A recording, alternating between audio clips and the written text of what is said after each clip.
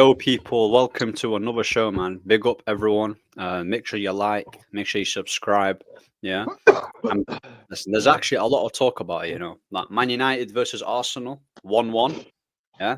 Radcliffe's interview has just been dropped with Gary Neville, which I will have a watch after the show because I'll get the screen recording and I'll get the screenshot of what he's been saying because he did say some interesting things, bro. There was one that cracked me up here where they they realized that there was a body language person who was earning 175k a week. But that's crazy. We'll talk about Ineos, Radcliffe. But yeah, before I start on the show, yeah, how are you guys doing first of all? And if you're fasting, how's the fast been going? Yeah, so I've been good, man. I've been good, chilling. I mean, fasting, I can't lie to you. I think it's been pretty easy this year. I mean, that's probably because I'm too used to breaking at like 9 p.m., 10 p.m. and like timings like that. So like to break it around, let's say 5:40, 5:50, it feels a bit different, especially on the weekends because I've got football as well. So I play like 11 aside on a Saturday. So during that, I'm doing it. And then when I'd finish football, I'd drive home. And then as soon as I touch home, I get to eat. So it's like, it's pretty easier this year. But watching United fasting, I wouldn't recommend it. I generally would not recommend it because like I think there's a few people that about watching United play. But nah, overall pretty good. United somehow drawing against Arsenal. We'll talk about that. I think we could have won it. And yeah, man, I just want Thursday night. I just need to beat Sociedad and I'm happy. That's it. That's good, man. Nah, I hear that. That's good to hear, man. What about you, Rude? What are you saying? Yeah, man. Like I said, life. Got bad luck with life at the moment as my job's cut my hours, which is not good. So I'm on the job hunt now. And United doesn't make your life any easier. So yeah, man, and obviously fast, man, is actually alhamdulillah going well. Can't complain. So yeah, man, and it's gone all right, man. It's gone all right. So yeah. But apart from United, man, display's not been great. I think the past 2-3 games it's been better performance considering the earlier starts, like performance wise.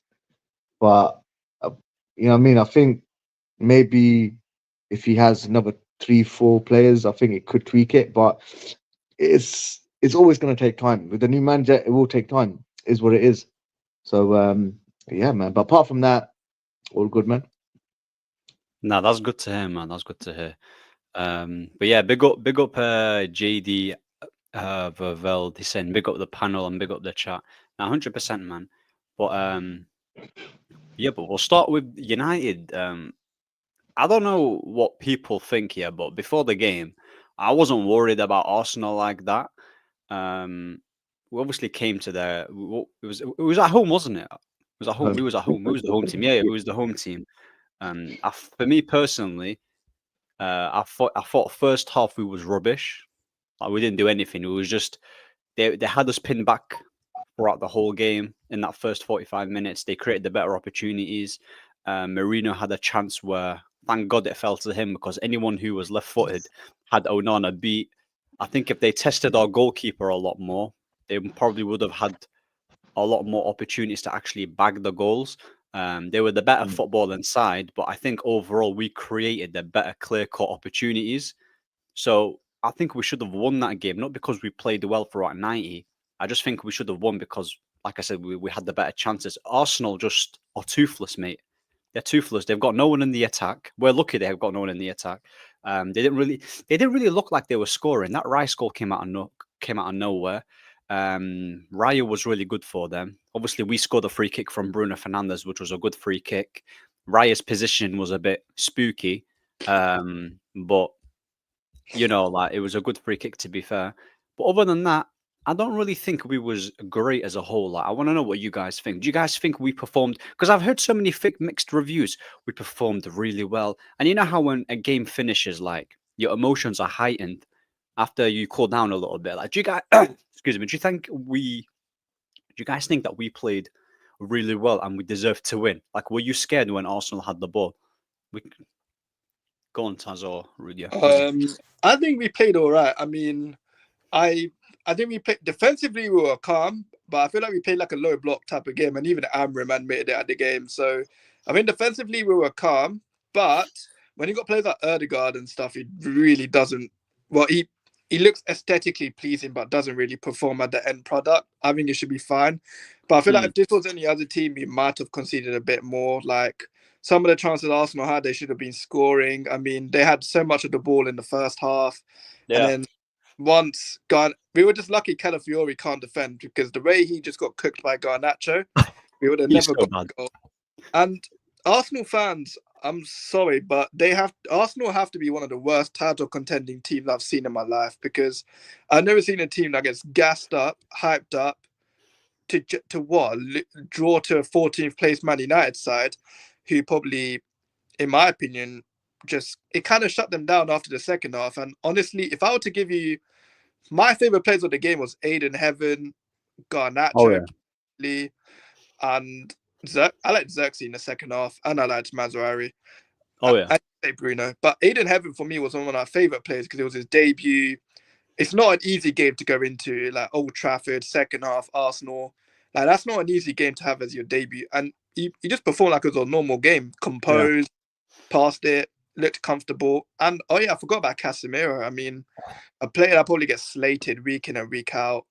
And I think Sociedad, he was actually pretty well. I mean, of course, he'll have his like moments where he's a bit older and he might be a bit slower mobility wise. But when you need a defensive player, I mean, defensively, the guy's calm. He knows what he's doing. But I don't know. I think we played all right. I think there's definitely improvements, man. That ain't the Amorim full playing squad.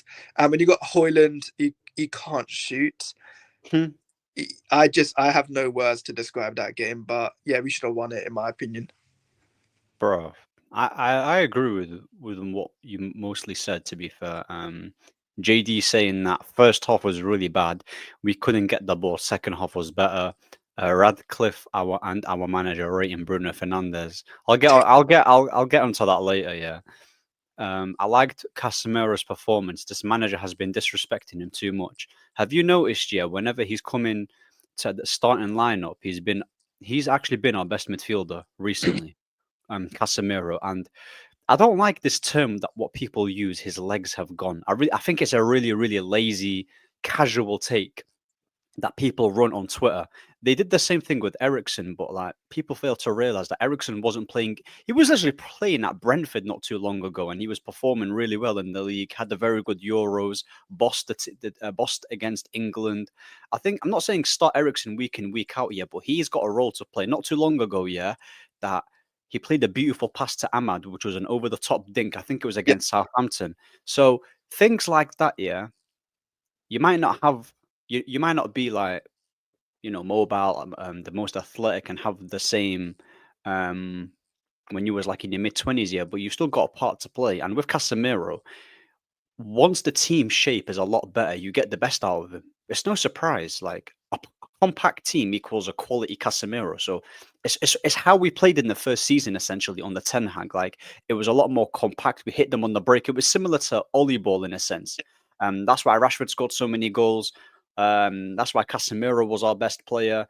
But the second season, it completely capitulated with his whole approach. But I do think Amorim has disrespected him 100%, because I think he's only playing him because it's convenient and he's got injuries and Kobe's out. Because people will say, "Oh, but Casemiro, he doesn't fit Amorim's system," but he plays Kobe in that midfield too. Which, if we're being honest with ourselves, Kobe's a quality player, but he's not. He doesn't suit Amorim's midfield too, in a sense. That's more tailored to Ugarte, Caicedo type profile. Like, what do you think, Rude, of that whole performance? And yeah, just mention the players who you thought was quality and who weren't really that great in your opinion. Like, who'd you say was the standout performer? And give us like an insight as well, more on Amorim and like what you think, like in general. Yeah, obviously with Amorim, I'm going to comment on the match because look, obviously I want to support the manager 100%, man. So, but obviously as a fan, we all got opinions, and don't get me wrong, managers sometimes will piss you off, right? Like, bro, why are you? For example, Like, I hate the fact he keeps starting Hoyland. I literally hate it. Right? Is the only reason why. Look, I can understand when you give players a chance, but the guy's had a lot of chances, and Yeah. he's like against Arsenal. That chance, if he had took a shot, good shot, and it was stopped or saved, whatever, fair enough, yeah. But the guy got tackled. You don't have time on the flipping ball, man. And he had another chance as well, yeah, which he couldn't dink it. But hmm yeah, with the Hoyland, yeah. But also with Hoyland, man, he's had many chances and he can't pass. His IQ's not there, like awareness. hmm He can't. He's like a a worse a worse version of Lukaku as well. He can't control the ball as well, right? yeah. That's about it. But overall in the Arsenal game, I think Casemiro he was a good player, man. Mazraoui, man, he was excellent, man. I thought. Excellent. Yeah, but like I said, if he scored that goal, then he was the man of the match, personally. And you know what? I know Bruno Fernandes gets a little slate, man, but I'm not gonna lie. For the past couple, and I know you made that face, Ahmed, yeah, but for the past couple of games, man, he's got us out of trouble, man. And like it was, which game was it Everton as well? Oh, the free Because of kick him, one, yeah. yeah, he drew because of him, we drew the game. And I think there's another game as well, which because of him, we won. And now against Arsenal, he's actually scored a good free kick. And believe it or not, his overall play as well sometimes, like, don't get me wrong, like he tries something new because our players are shit, not gonna lie. Everyone else around him, they're not good enough. They don't have the you know what I mean, the quality, I'll say, yeah, quality to make those passes.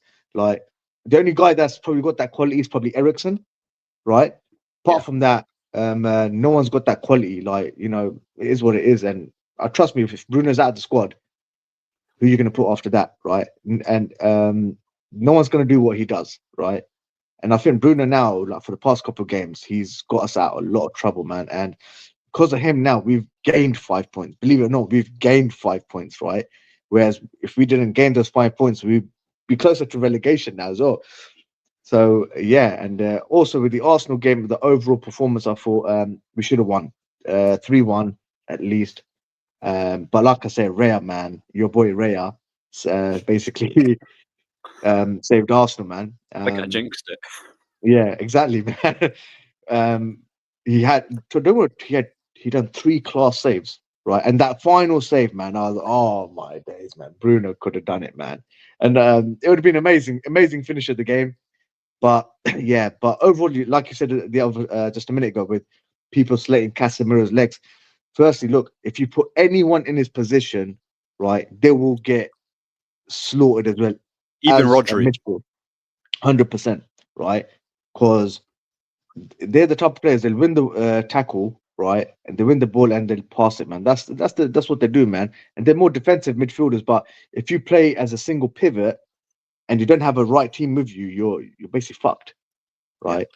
So yeah, but overall, the new guy, Heaven, I was proud of him as well. Oh, He done well, right? I think what a now player. we should give him a chance, but I really want, yeah, Cheeto to start, man. I saw the glimpse of him as well in the first team. I Yeah. was like, bro, the guy's making good movements, man, and he's got that like tall build. He's got a little bit pace with him. Yeah. But I think manager should bring him on like when it hits 60th, 70th minute, bring him on, right? Because that's when the players are a bit knackered, and it will give him the confidence as well. So that's what I want to see. I want to see Cheeto play, man. Oh And yeah, that's it. Chido. Yeah, I Yeah. completely forgot about He can't play Chido. Europa, though. He Yeah. can. Nah, he's not in the squad, apparently. Oh, is he not? Nah. Oh, just deep, Jeff. Mazari scored his goal, yeah. I knew you would have done the biggest Dallo prop because of the cross. Yeah. Let's see. Bro, I would. Bro, Dallo, listen, yeah. Dallo's my Dallo. guy, man. Casemiro won 9 out of 10 tackles against Arsenal. No player has won more in a Premier League match this season. Bro, guys, respect Casemiro, yeah. You see, bro, you know what's mad? These lot, Yeah. imagine a so-called washed Casemiro who has no legs, has got the most interceptions in a Premier League match this season than all He's got way more than all these mid-20 midfielders that are playing in that same Bro, Premier League. the That guy's shows got you, the bro, guy's got 4 Champions League for a reason. And when he played for Real bro. Madrid at that time, he was a top performer, and he scored like even I think the Juve match, he scored a banger, right? Yeah. So people forget, man. But what it is, with the United fan base, man, they're all bellends, man. Most of them, right? They don't have a clue. No, it's true. They don't. They watch these players, man. Like they look at the CV. Look at their CV, man. Right? Their CV. Oh. It says what it needs to say, man. The guy's done his bit, right? If you give these guys a chance, right, they will do something, right? I think with United fans, I think it's online, Oh, innit? threw me off that. I feel Yeah, like but it's I feel also like what the it is, on- well. They've not seen. Like, I think it's mainly the younger generation. Obviously, I'm born in the 90s, man, but it's a younger generation, man. They don't have a clue. They don't watch other leagues. They don't watch other players. Obviously, I watched Real Madrid when he was there because obviously Ronaldo and stuff. So, yeah, man. Yeah. Is what, and obviously, I watched him play for Brazil as well. Mhm. So, he's actually not bad. And what is he still 32? 32? yeah, around that age. Casemiro is 30. Yeah, Casemiro is 32 years of age, and guys are There you acting go. like he's 40, as if He's still got another 3-4 years, man. I feel like he's no, got the thing another is, I 3 feel like years. the problem with the United fan is online fan base, like Twitter, TikTok. I feel like that's kind of like deluded so many United fans because Fact. have you noticed that it's always the same? It's always the same. So say you critique Garnacho, Hoyland, you already know what the comment's going to be if someone disagrees with your argument. It's going to be not talking about their touch, their improvements, their physicality. What it's going to be, he's young, Yeah. give him time to improve. And then Yeah. when you talk about, let's say, a villain player, let's say a Casemiro, who a lot of United fans are telling him to get lost, what's the main argument? Oh, he's too old, he gets cooked easily, and stuff like that. I feel like it's an online United fan base. But Mike, I want to ask you a lot of question actually. This might not relate to the game, but it kind of does. No, But go you know the United fan protests about the Glazers and all that. Uh-huh. How do you not feel with the protest happening? And then after the protest happens, everyone just goes to the seats, fills the stadium out, and the game continues. Like, how do you not feel about that? Because I'm like, the only way, if you ever want to get rid of the Glazers by protest, is to cancel games, like postponing like we did against Liverpool. Because I feel like with United, that team is too big to ever empty out a stadium. Because let's say season ticket holders, right, don't go to the game. That would easily get filled up by people that come across different countries, and I'm not even disrespecting them in it. If you want to go watch United at Old Trafford, go in it. I'm not going to do fan police like a lot of idiots do on the internet. Do what you want to do. Oh yeah. But yeah, what do you lot feel about that though, in your opinion? I just believe, yeah, it's they're just doing it because it's popular, in it, like protest. Nothing's going to happen. They're going to protest. They're going to go back to games. They're going to buy the merch. They're going to continue supporting Man United. The Glazers are going to stay here, and if we were performing well as a team, they wouldn't be doing Glazers out. That's all you have to do to shut them up. Remember, guys, they was meant to do a walkout during all this time, and that same day, I think we bought Bruno Fernandes. Remember that? Yeah. We bought. Also, I think it. Yeah. Go on. And then the season we boycotted Liverpool, like got postponed. Who did we sign in the summer? Because of the whole Super League. Yeah. Who did we sign in the summer? I remember that. Varane, Ronaldo, Sancho. And then the Heat went like this to this in the space of like a week or two. So like, I feel like it's easy to impress United. Well, I'm not even saying United fans, any fan in the country. Buy some players, win some games, and the heat is gone. I think to get rid of the managers. Sorry, I'll wait. Yeah, go. Yeah, to get rid of these owners is one thing. Yeah, is I think I saw a story about AC Milan, right? They emptied out the stadium, right? And that shows you that the fans love the club, right? If they want something done, they do that, even if it's as I say, is short-term pain for long-term success, right? That's what you do, right? And guess what? They got new owners, and guess what? They won the league at the time. After a year or two later, right? AC Milan got new owners. Apparently, man. So I saw a story, man. Okay. They emptied out the stadium, and that's it, done. So is what it is, man. So if you watch these, and also obviously as a big club, United's Yeah. still the biggest club in England at the moment. I'll give another couple of years, right?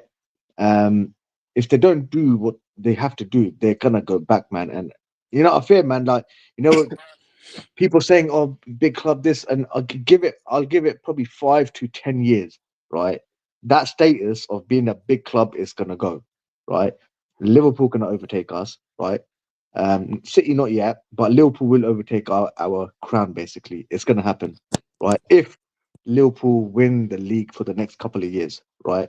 It's gonna happen, and United are not gonna be there. They're gonna be like mid-table, and it's going to be finished, man, for us. And that's it. So we're just going to be a little club in Manchester soon, man. Sadly.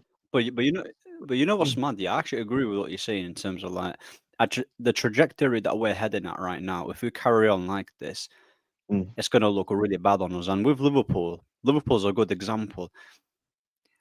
Ineos has like split a lot of people's opinions. Some people back them, some people don't. I'm like, I can't. Yeah, at the beginning, they were saying the right things and it looked nice. But I'm more on like I'm very indecisive with them because I know if I say, "Oh, Ineos out," at the end of the day, if I say Ineos out, yeah, bro, like the Qatari thing is finished. That's not gonna mm, happen.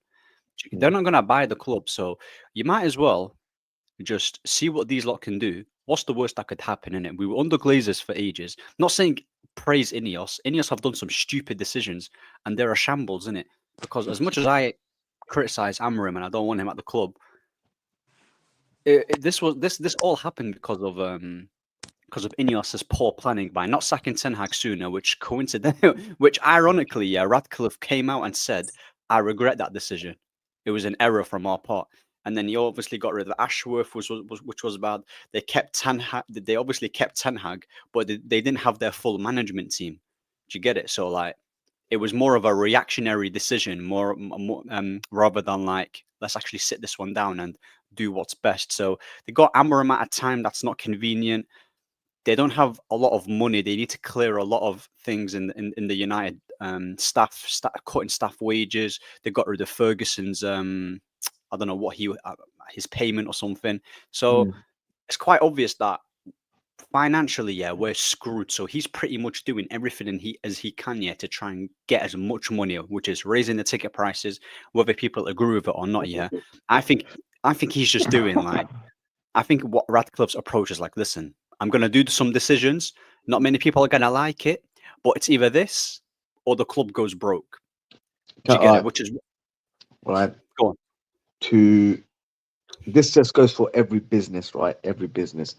To make your business successful, what do? Right? You spend Yeah. your own money to basically invest your own money into the club, and you basically that's how you make any business. Yeah, you invest your money into the business to make it successful. Is what in Yeah. if you broke afterwards, sadly, look, it didn't. The investment didn't work out, right? And what it is with the Ineos, they're getting rid of people, right? And they're affecting a lot of people technically. Like some people lost their jobs, everything, right? So now, with Ineos, what they should have done, right, in my opinion, give it a while, right? Invest more money, right, into the team and the club, right? If nothing was successful after that, then I could say, cool, make some just like changes, right? But they never done that, right? So now most fans have gone against Ineos, right? But my opinion as well, like, is that obviously the people that support Ineos are the ones that never wanted Qatari because they don't want a Muslim owner, right? Yeah. Let's get it right. Yeah, they don't want a state-owned club, and it's facts. But because as a true United fan, yeah, I'm talking just true United fan, right?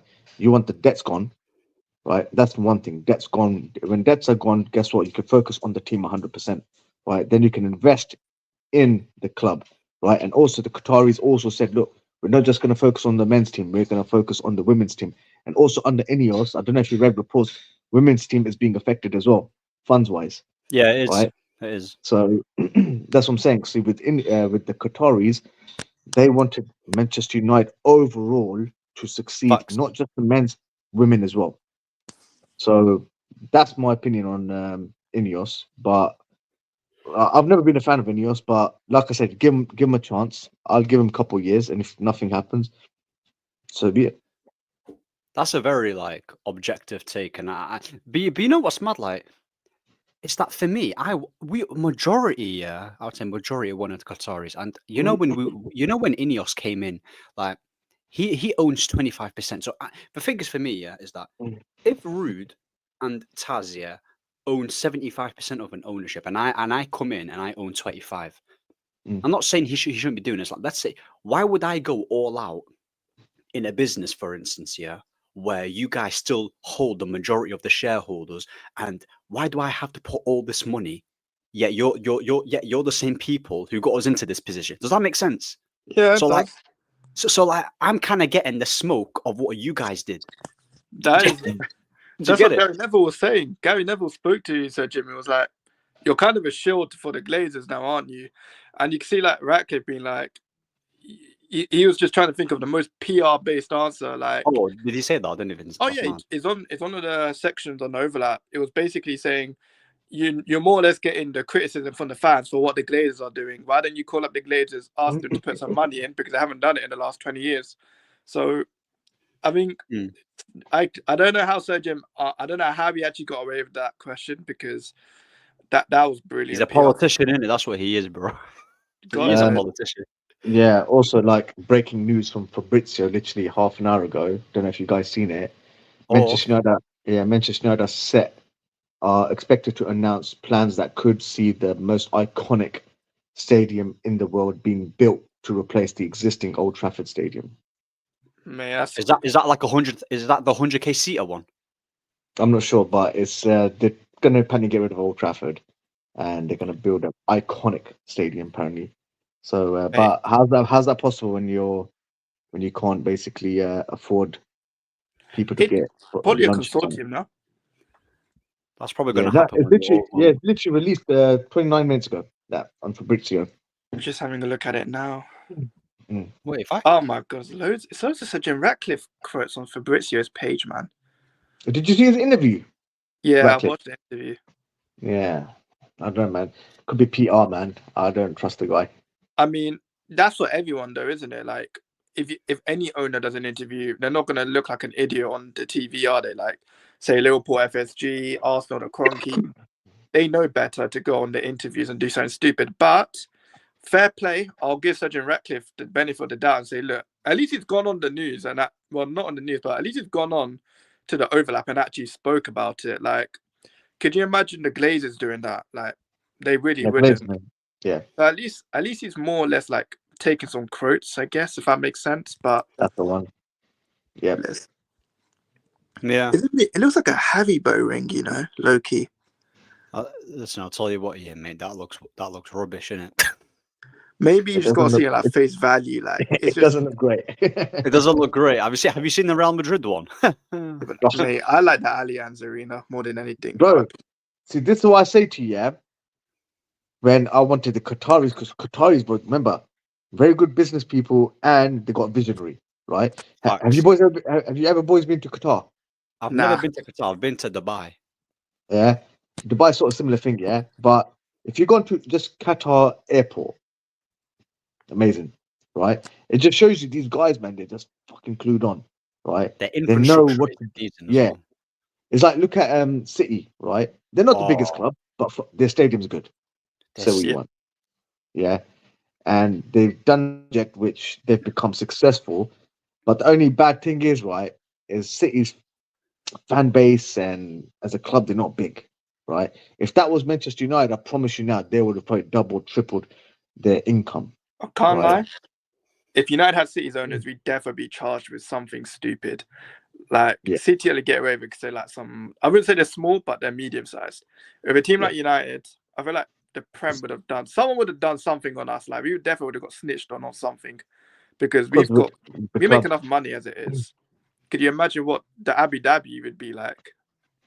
Yeah, but I'm just saying, like, it's just investment and the ideas of these guys, right? With Ratcliffe and Ineos, I don't trust the idea. They might make a stadium, yes, but I promise you, it's not going to. I don't think it's going to be great. right? It's like look at Real Madrid, right? They've worked on it and it looks amazing, right? But it's because they act like a big club, Yeah. right? Manchester United, right? We don't act like a big club, right? We are a big club, but we don't act like it, right? Simple. It's like even in I saw a glimpse of Ratcliffe's interview, right? He goes like United, we were basically like the Real Madrids back in the days, right? But we're not now, right? And we're like far behind them. We're literally nowhere near them, right? Yeah. And I think it's gonna take a long time, but it's I think we just need. It's not even about a couple of players, man. As I'm not sure where it's gonna go right, where it's gonna go, even more wrong. I'm not sure because luckily I'm not the manager as well. They're So very I, Ineos yeah, are basically Ineos is going to be pretty much similar to FSG in it. That's how it's going to be. To Very be, similar, very similar to FSG. I think they're very similar. Like in I mean, terms of like, yeah, go on.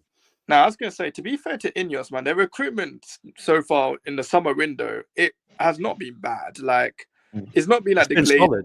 It made smart signings for once, which I'm happy about. I mean, I don't know how you lot would feel about this, but on one of the quotes here, he said, if we're looking at the players we are buying this summer that we didn't buy, we're buying Anthony, Casemiro, Onana, Hoyland, Sancho, basically talking about them being overpaid and like overpriced. Could you imagine? I don't know how, if you're a current United player on that names he's talked about, how do you lot feel? How would you feel about that? That would Because rattle me, especially if I'm Casemiro. I'd be like, "Who the hell are you, mate?" Yeah, like I'd be like, Onana, I mean Hoyland, I'm not backing Hoyland Bunda, "No, the but Hoyland one's understandable." yeah. You know what it is? I get what he's trying to say in terms of like, oh, listen, Cass is a good player, Sancho good player, the Onana one, yeah, okay, Hoyland there, and I don't know who was the other one, Mason Mount. No, Sancho. All right, yeah, okay, and the Anthony as well, right? And the Yeah. That look, those into like, forget about whether I like some of them, yeah, in Sancho and Cass, but I think his overall message is like that. He's not going to be doing them 300 plus wages and 70 mil plus. Do you get what I'm saying? But it's not like you shouldn't be like those signings can only those signings you can still do them, but once your team is patterned up, like once you've got your core. For example, I don't know, you built your team, yeah, you built it, Yeah. everyone's in their position. The squad's not too old. You can add like a Casemiro, or you can add like an experienced player. So it's just about, for example, even look at the Brandthwaite thing, mate. I don't want Brandthwaite. I don't want that guy. But these lot were saying 70 mil. We didn't go get him. Like we got Delit for 30 mil. We got Mass for 15. We got Euro. Euro for a good price. So transfer wise and negotiation wise, I'm happy in that aspect. I just don't like their decisions in terms of the managerial appointments. They're taking too long. This whole review thing that just annoyed me. And what that whole Ten Hag situation, yeah, they have to do so much for me to even gain a little bit of trust, because I don't trust these lot in terms of. Do you get what I'm saying? Yeah, And I'll get it. I do, but I actually think low key. Like I know this is early to say, and you said give them a season, and I might be wrong, but I just have this inclination, yeah, that they know deep down they got it wrong with Amorim. I actually do believe it. I think they panicked, bro. Because okay, think about it. Let's say, yeah, he gets 13th, gets the transfer window, and let's be honest. Are we really going to say that Ineos is going to give this guy 5+ play? Okay, 6 players or 7 players. No, he's going to get at least 3. He's going to get his striker. He's going to get that Quenda guy, and I think he's going to Yeah. get, I say 4 minimum players. 4 players is not enough for his system to Yeah. start working. I genuinely believe he needs like whole squad. But I think it depends though, because if you look at the United squad, there's gonna be a lot of outgoings this summer. Like, and that's not even because of they're getting sold or nothing. It's because they're gonna be free agents. Like Lindelof is gonna be gone. No. Evans will be gone. Like some of these players I'm just naming on the top of my head. You're definitely gonna sell a Xerxes or a Hoyland. I pray it's Hoyland, but one of them's going. You're gonna get yeah. rid of. See, Lindelof should have been sold 2-3 seasons ago. Yeah, I don't know why definitely. he's still there, right? Facts. And that's about it. I think But in the summer, Amrin, these lot should get.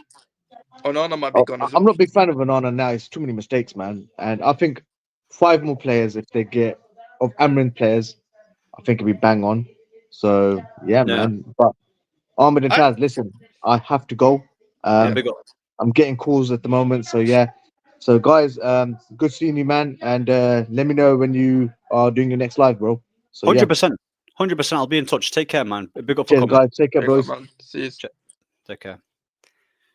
Nah, but like, you know what it is for me is that, like, obviously there's going to be outgoings. Yeah, I just don't like his. This is more of a preference, isn't it? Some people are Yeah. like defensive football. I'm just not a fan of it, innit? And I don't see him like. I know people are happy with the whole Xerxes thing, and I do rate him, but I believe that once he gets his striker and once he gets his number 10, I think Xerxes is going to be on the bench. I don't think Kobe's going to be playing. I don't believe that Dallow's going to progress under this manager. For as good as Mazraoui is, like wing backs, I But think his role is a centre. yeah, but don't you think you need depth though at the same time? Yeah, Like you more or less. big Because up you Dan can't as just well. get 11 starters and play them every single week. Like, say Amrim does get his striker, his number 10. Let's just say hypothetically he does that. And Xerxes and that gets dropped in the bench. It doesn't mean he's going to stay in the bench for like the whole season. He'll play games, like he'll start games. I think the problem with United is we start the same players week in and week out.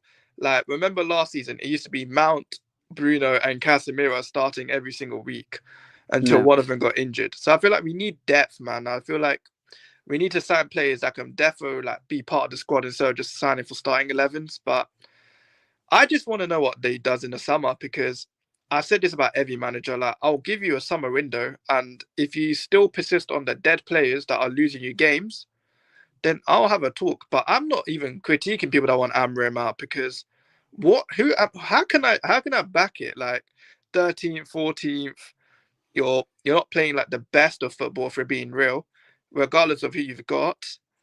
Like I can't back it, so I'm not even gonna critique people that want Amram out, but that's just a preference. I feel like it's just a preference thing in it, but I can see both sides of the argument. It's so hard to just be one-sided in it, but I feel like I'm assuming you prefer a manager that prefers technicality, isn't it, more than PMP?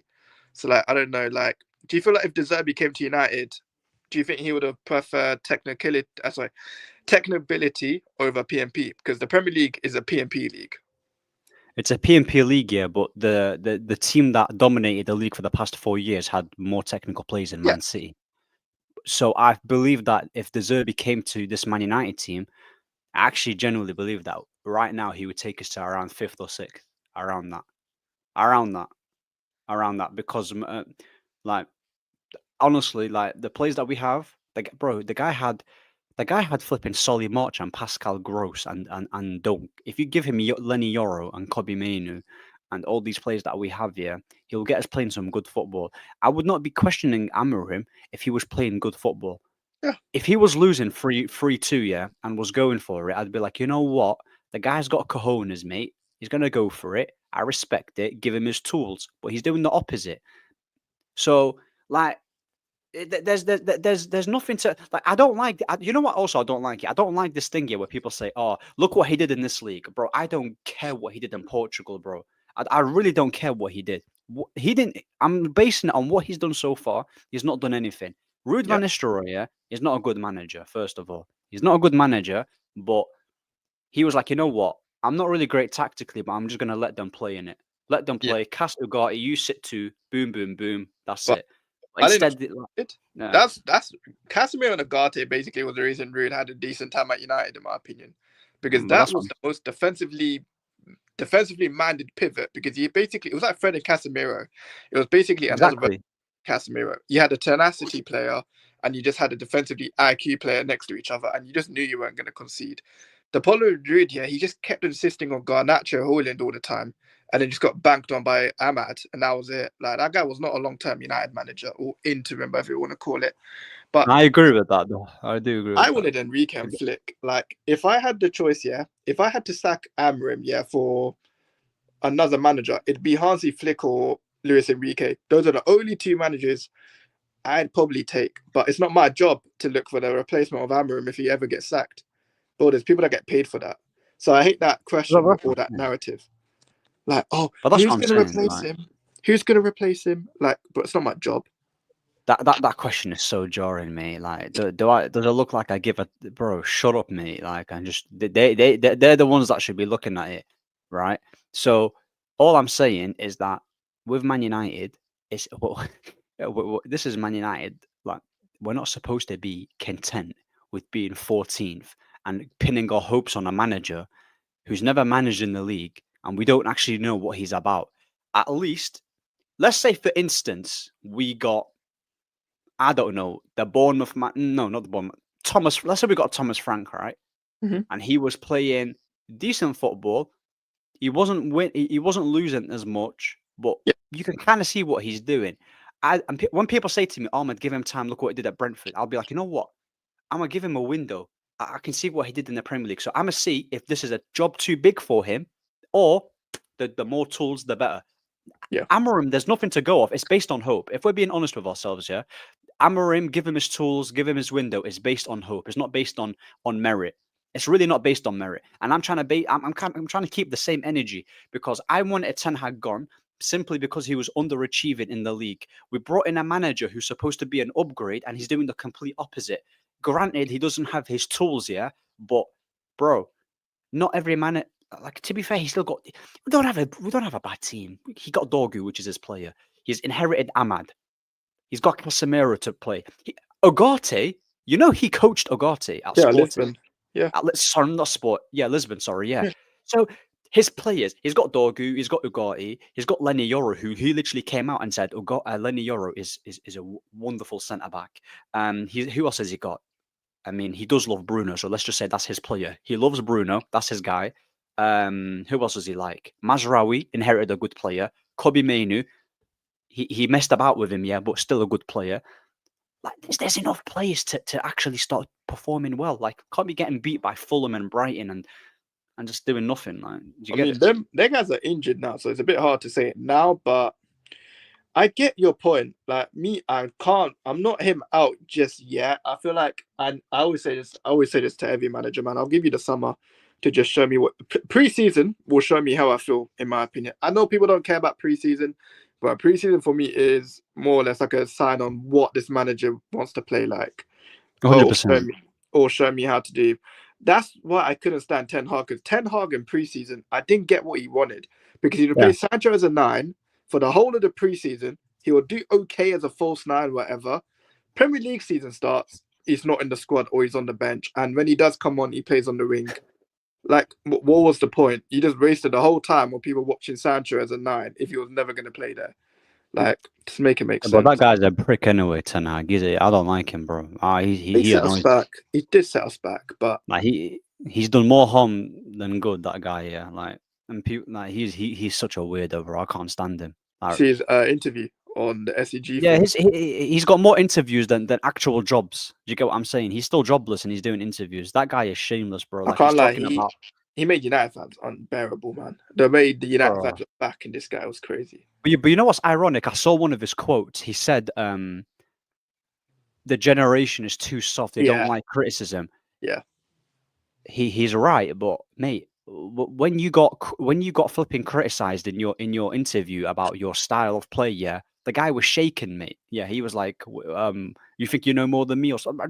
He got rattled. So what's it like? It's like Ollie saying. It's like Ollie saying, "Oh, trophies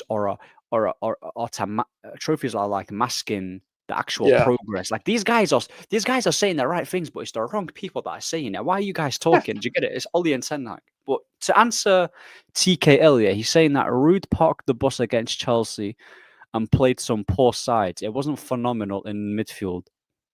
In a midfield thing, the pivot is still poor. By the way, we played Leicester, who weren't a great side. We played them twice. Did we not beat them convincingly twice as well?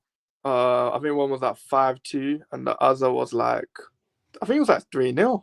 And 3-0. Like yeah, and did we not play Leicester under Amorim and we beat them 2-1, which was a Maguire offside goal? Yeah. And then I think we played Bodo Glimt. I don't know, it wasn't Bodo Glimt. It was some team in the Europa, but Ahmad scored a banger. Yeah, exactly. Scored. So what I'm saying is, I'm not even. Ruud was calm, but he wasn't the guy. Ruud is still not a good manager, and that's not. I think he's missing my point.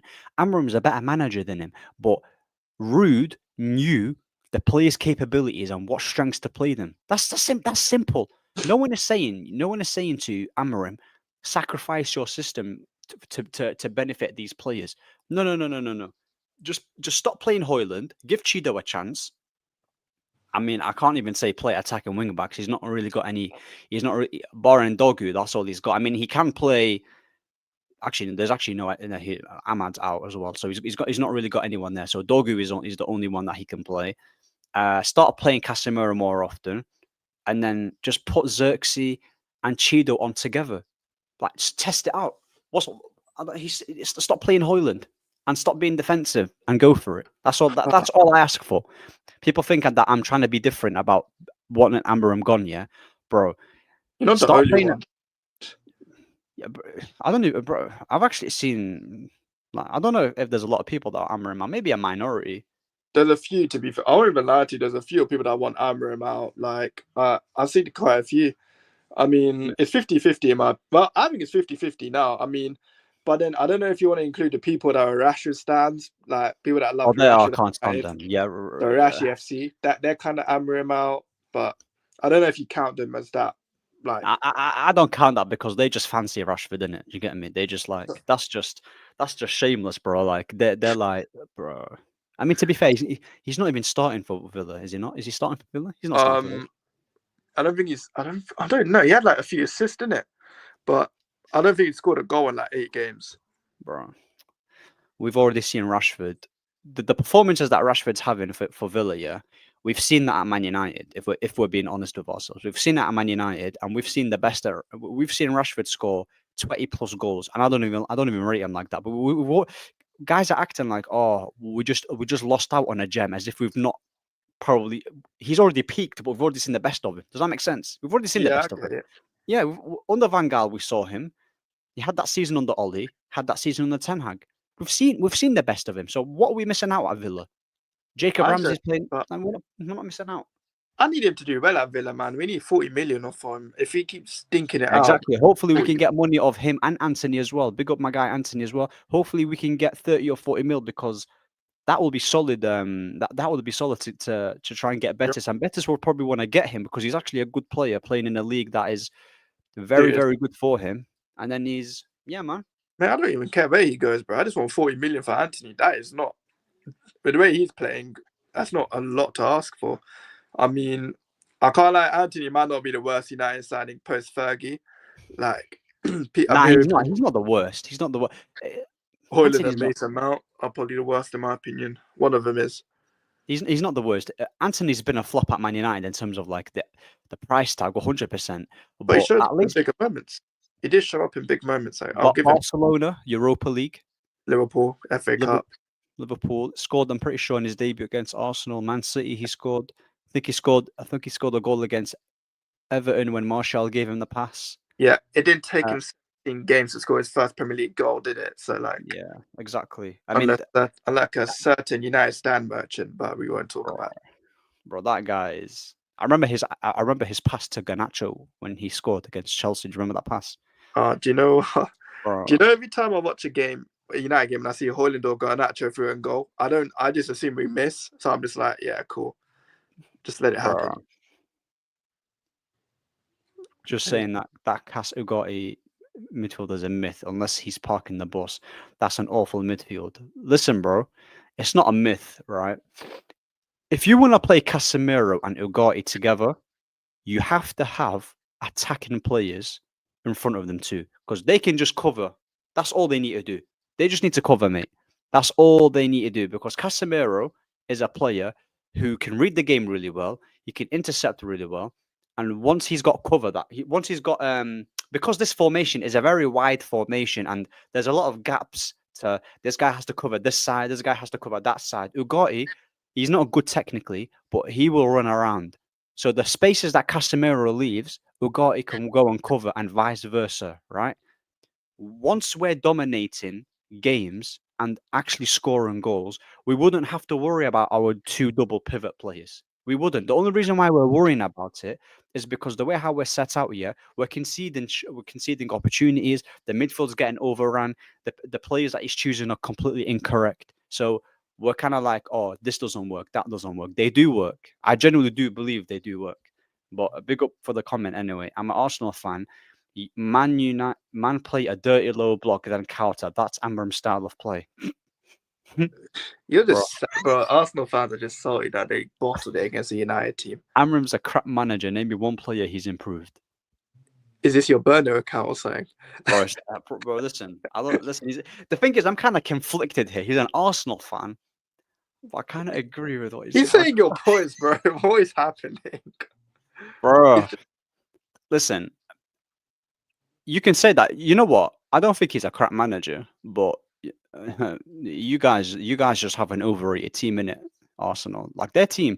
I swear to you, every time they had the attack, like even with, I wasn't actually scared. I can't lie. I'm just scared in general when any team attacks Man United. So that's just like a reaction thing for me. But every time Odegaard had the ball, he just spins around. That's it, bro. You know what it is? I know Odegaard is like, how do I say it? People like say, oh, but I actually thought he had a good game. But he's aesthetically pleasing, though, isn't it? That's it. He No, just looks good. No, I don't understand that, yeah. But I actually do think he's a good player. Like, I'm not saying he's world class or like I just think he's a good player. That's it. I think he's just good. I do rate him, but yeah, Arsenal are a better footballing side than us, and that's 100%. I do believe. Bro, Xerxes is perfect for them. Honestly, Xerxes, Mazraoui, like those would, I don't know, because Arteta might actually ruin him. I feel like Arteta would ruin Xerxes though. You reckon? Low key. But look, like if he got Havertz bagging goals though, like come on, Xerxes gonna bag them. Xerxes gonna cook for them. I generally believe Xerxes cooks for Arteta. But as for Mo, yeah, listen. Heaven and Chochi. I'm sorry, but Heaven literally bossed it against you guys. Like, I'm sorry. Yeah, Wara Calafiori tackling against Garnacho, mate. Yeah, like I'm sorry. If you got cooked by Garnacho, yeah, I can't lie. You need to reconsider your job because even Zinchenko would have been fine. Bro, you know what's mad? Look at all the Italian centre backs. I'm gonna name you all the Italian centre backs I've watched. Yeah, Bonucci, Chiellini, yeah, and flipping what's his name? What's the other guy called? Barzagli. Barzagli, that's the one, right? All of them were good defenders. You know, Calafiori is literally a bozo centre back. He's literally like he can't defend. Bro, he's good on the ball, but bro, when it comes to the other side, he looks easy to get past. Easy. Just deep it, yeah. If you're a brilliant Italian centre back, Juve would call you, Milan would call you, Inter. Bro, yeah. No one called him. He just went to Arsenal and went, you know what, I'm gonna chill there. Bro, like, imagine being there. What's that Inter centre back as well? The one who's left-footed? Bastoni. He's another one. Quality centre back. He can defend. Come on, bro. Like heaven, yeah, literally. You know what? Thank you for giving us Heaven. As for Chido, I don't really. I'm not. He's too young, bro. It's like 17, 18. Yeah, like he's not ready in it. So I'm gonna make my full judgment later on. But as for Heaven, he's a quality player. Thank you for giving us to him. Thanks for giving us Van Persie as well when we won the league title. That's just a story of Arsenal, isn't it? Like we always steal their good players. Nothing will beat. Barring Sanchez, by the way. Barring Sanchez. Are the gift that keeps on giving, man. Especially when it comes to raging, man. One of the funniest things was you stay. What was his name? The guy on the Arsenal fan that goes on that show you lot go on with, like Don Hussam. Yeah, the Arsenal fan. Is it Sad or Sad? Yeah, you were talking about Arsenal and you just got vexed at you. He was like, he just cussed you out, and you're just laughing your head off. He just got annoyed, bro. Listen, big up to him, yeah. But that was so funny, man. I couldn't stop. What is that? The one where I said my G? Something like that, innit? You just told him to like calm down, and then he was like, "Don't talk to me like that." And then you're just. I'm gonna start. I might actually rewatch that. That was actually funny. That's actually funny. He's good. Nothing more, nothing less. People just overrate him. Who's this? Is this Odegaard that we were talking about? He's good. Nothing. Yeah. I do believe that Arsenal fans do overrate Odegaard when they say, "Oh, he's better than Özil," innit? They do overrate him. They overrate Declan Rice as well, man. Bloody hell. Taz, do you genuinely believe he was good at barring that goal? Be honest. I didn't notice him. It was okay. Like, it was calm. I mean, with Declan Rice, yeah, he's just defensively he's calm, yeah, but like he's not 100 million. He ain't £100 million player. And I feel like when he started shushing United fans after equalising, I can't lie, that I was like, gee, you're literally equalising, like you've scored, like you won the league. And then I'm seeing hella Arsenal fans cooking me saying, so he's not allowed to celebrate at Old Trafford. I'm like, you're allowed to celebrate, but you're trying to win the game, bro. Like, why are you taking so much time to like over celebrate and equalize it? Even Martinelli looked at you and said, bro, what are you doing? Like, It's embarrassing, bro. It's if embarrassing. That's Martinelli why. is telling you, Yeah. go back. Don't overdo it. 100%. Like Martinelli, if you're getting told by Martinelli about standards, then you must be a rubbish player. Declan Rice is rubbish. There's a reason why he played for West Ham for that long. That's what happens when you play for West Ham. Like you don't have a good mentality. He's no better than Fellaini, and that's it, bro. Nah, at least Declan Rice won a trophy at West Ham. Ain't won one at Arsenal, but oh yeah, under Moyes, isn't it? Yeah, he won a trophy, but bro, there's so many DMs that are better than him. Like, there's actually so many DMs, bro. Like, I warned people that Calafiori was an attacking minded Levi Colwill. It's been hilarious watching him get cooked. And you know what's mad? Yeah, that's actually a funny comment because both centre backs are rubbish. Colwill is awful. I've watched him now for a few games. He's rubbish, and Calafiori is rubbish as well. Like, nah, Liverpool want him. You know, Liverpool want this guy. who Colwill? Yeah, remember He's really not good, by the way. He's really not good. He's not good at all. But he's young. He's young, apparently. He's young. Bro, that guy. I hate that narrative so much, you know. Like, I used to say it, but 100%. You can't diss Calafiori when you got Lenny Yoro. That guy is crap and he's also injury prone. Lenny Yoro, is literally bigger than Arsenal. Like, he literally walks into your defense. Yeah. Saliba, mate, he got cooked by Xerxes, mate. And people say, oh, he might go to Madrid. With how Xerxes cooked him, he might go to flipping Rayo Vallecano. Yeah, respect my centre back Lenny Yoro. Yeah, he's a quality player. Yeah. Erdegaard with an O, bro. Erdegaard, you know. But yeah, man, like I said, 4 people here. Make sure you like and subscribe. So go support Taz as well. Does his TikTok lives. I might need to. You know what? Keller, what's his name? Kalili, oh my god, bro. You know what? I just stumbled on him. Like, I actually didn't know who. Like, when because I don't know if we have similar takes, but like it was like, oh, okay. Oh my god, you and your Salah bro. You and him have the most common Salah take of all time. You both believe he's a stat merchant, a pen merchant, and he's not aesthetically pleasing. Bro, Salah, man. Oh my god, bro. I was actually rating it. Yeah, I do rate his football opinions, but I saw him against Bellingham, and I was like, oh. Yeah, he's a bit hypocritical he can be a bit hypocritical, but honestly, his lives, if you're not, it's a funny life. I'll give him that. Like he does. His opinions aren't popular, but I more or less watch it because he gets cooked, which is funny in my opinion. Nah, his lives are hilarious. To be fair, I did actually start a live, with just my internet's gone. I'm actually using, I've got my laptop, my phone, my iPad. I'm just literally using my hotspot, so that's why I'm over. Yeah, that's why my other just completely went out of battery. But yeah, like, big up everyone in it. Who do we have next? Is it Sociedad? Yeah, Thursday night. We should be winning that, but I say that. But Spanish teams in European competitions don't work. Do you think if he gets knocked out, that's here? What would your stance be if he gets knocked out? And also, the guys that are in the comment section who are United fans, are you guys Amorim in as well? I want to know that. Do you know what? I did say I'd give him the summer, so I feel like I'd still do that, but I would not argue with anyone that wants Amorim out. I'm not going to lie to you. If you're Amorim out and we lose in the Europa League, I'm not going to critique. I'm not going to argue back. I'm just going to be like, you know what? Say what you got to say, because I can't really defend it. Oh yeah. So say what you want to say.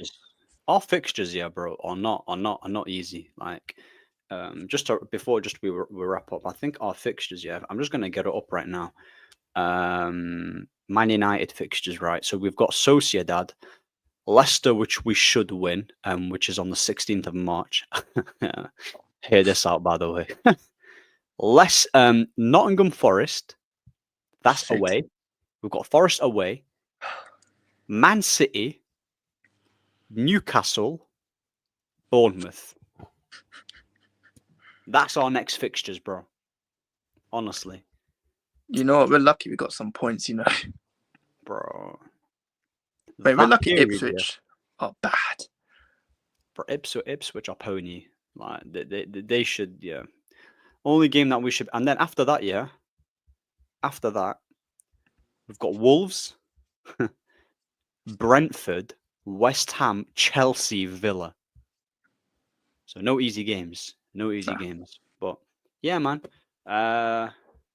We're winning the Champions League. If Arsenal win the Champions League, I will publicly say, yeah. No, I'm not going to do that, actually. No, I'll say, yeah. If Arsenal win the Champions League, then I will say... No, I'm not saying that. I'm not saying that. No. Now, if Arsenal win the Champions League, I'll actually give Nah. Arteta massive credit. Like, I'd actually say fair enough. Nah, if he wins the Champions... He's not going to win it, by the way. But if he wins Nah, the Champions League, it'll be funny. Yeah. Chelsea fans would literally not want to go on the internet at all for like a good month. Oh, yeah. But they're not going to win it, though. They're going to be trophyless. So you get it. But yeah, man. Big up Taz. Big up Taz for coming. And yeah, where can the people find you? Yeah, so you can find me on Taz21 on YouTube, and then on TikTok is literally Taz_FC. That's solid, man. That's solid. Make sure you give him a follow. Make sure you subscribe, yeah? And yeah, bro. Wow. Peace.